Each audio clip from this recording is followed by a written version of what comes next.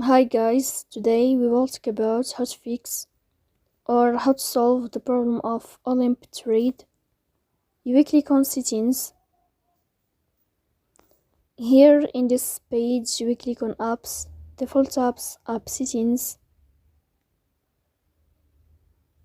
In this list you will search about Olymp trade and you will enter in this window here. Then in this page of app info you will click on first stop and you will click OK. Here you will enter to the window of storage. Here you will click on clear cache. In the end you will turn off your phone and you will restart your phone again.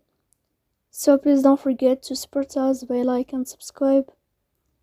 See you next time and thank you for